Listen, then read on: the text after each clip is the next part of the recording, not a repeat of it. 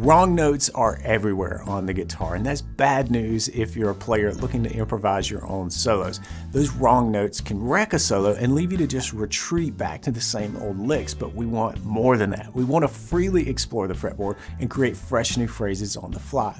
And there's one thing that really helped me avoid those nasty notes more than anything else, and I'll share that with you in just a bit. But first, we got to lay the groundwork to make sure that you can use this to take your solos to the next level. So let's start trimming the field of notes that we could play over a chord to just a few that are guaranteed to sound good using arpeggios.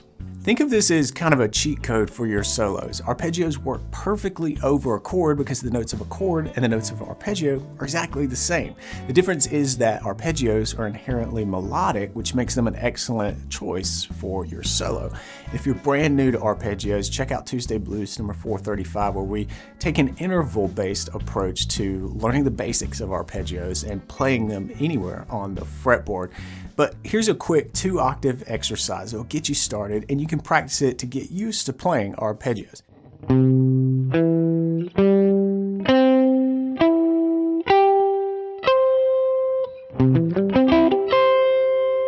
This example is tabbed out on the lesson page, which you can find at the link in the description. But when you play this, focus on the intervals to really internalize the structure of the arpeggio, the root, third, fifth, and flat 7.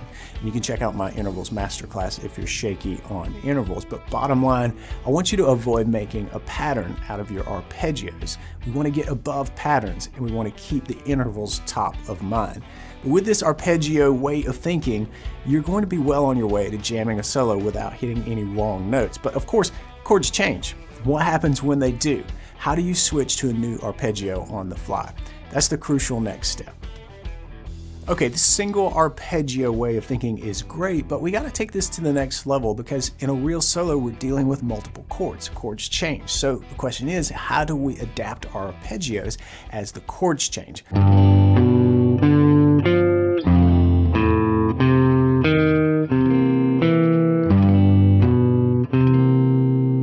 As you can hear, those chords change, and it creates a whole new set of challenges. If you just stick with the C7 shape, your solo is going to feel a little flat. It will sound like you're kind of unaware of the chord changes, and we don't want that. The solution, though, is kind of simple. We just change the arpeggio to match whatever chord is being played. So when the chords change to G7, we'll switch to a G7 arpeggio. F7 equals an F7 arpeggio. And here's a quick exercise that will help you get used to that. I call this the arpeggio switch. What we're going to do is play the arpeggio that matches the chord, and we're going to switch the arpeggio as the chord switch. So for that first measure, we'll play the G7 arpeggio over G7. Right? So this is a 1-to-1 match here. Root, third, fifth, flat 7. See, if you've done the work to know how to find the root, third, fifth, flat 7, you can do this in different positions around the fretboard. But we'll stick here for the example. Now the chords change. We'll move to F. And here I'm using the open string, but it's the same idea. Right? And then back to C. But we've got 2 beats, so we're just going to play the first 2 notes from the C7 arpeggio, and then the first 2 beats from the G7 arpeggio, and we'll just come back home to end this. So what we'll have for these bars, G7, F7, C7, G7, and then back to C7, right? Just playing 2 different versions of the C7 there, 2 different voicings. What we'll have is G7 arpeggio, F7 arpeggio, C7, G7, back to C. Switching on the root notes is a great way to get up and running with this way of thinking. That's what we just did in the previous exercise. But if you're ready to kick it up a notch, then try switching on a different note. Try switching to the nearest note from the next arpeggio. You might come up with something like this.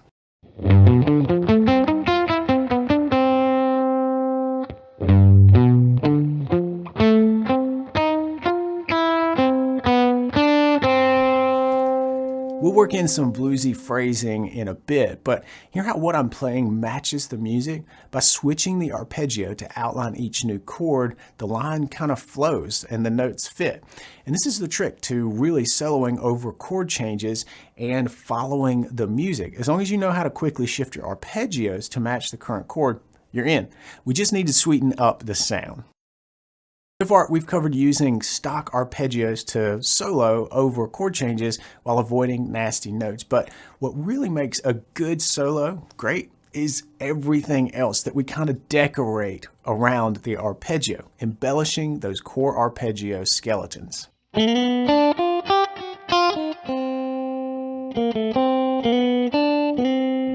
See what I mean? By embellishing the arpeggio with just a few extra notes, that sort of stock sound suddenly kind of grows up and turns into a melodic phrase that you can use in your solo. So you might be thinking, how do I know which embellishments to use, which notes work? Because you just don't want to find them randomly. That's a fair point. So we're going to dive into a couple of ways next that you can add some simple embellishments to add those extra little bits. We'll take a look at this G7 arpeggio. Here's the chord in the arpeggio is the root, third, fifth, flat 7, and the octave. Okay, so what we can do is really keep our eyes on this major third. That's here, the B note, 4th fret on the 3rd string. If we drop down a half step to the 3rd fret, that's the minor third, and we can hammer up in our licks. So we get kind of an extra note tacked on to the arpeggio, but think of it as an embellishment of the notes of the arpeggio. So we can hammer up into that note. We can slide there with a slow slide or a fast slide where you barely even hear the minor third. You could even bend up to that major third. Whatever feels right in your line. But it's a cool way to add just a simple and very classic blues sounding embellishment to the arpeggio. Another one kind of snuck in there is called an enclosure, where you play the note a half step above the target. The target is that major third, and then you come down a half step below the target and then back.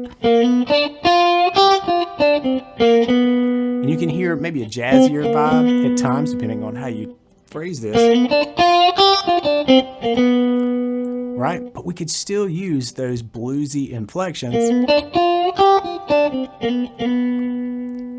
to slide in, maybe to bend up, or to even hammer into at the end of that enclosure. This is a good one to use, right? We know that major third is a very important note of the arpeggio, so we can make a big deal about it by using that enclosure. Now another thing that really helps us, I'll use it here to connect the G7 down to the F7 arpeggio. And what it was just on the 1st string, I know I want to get down to F. There's my F, right? I just moved down chromatically, which just means a half step each time. And then you heard that enclosure as well as I landed on the major third of F7.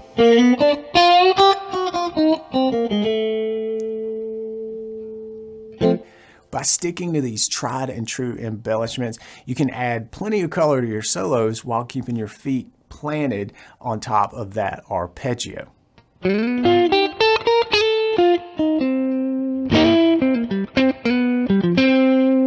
Hear how that line still clearly outlines the underlying chord changes, but with way more interest. It sounds great, and that's the power of using arpeggios plus embellishments. But there's something at the heart of all of this, something that will take even the most basic lick ideas to the next level.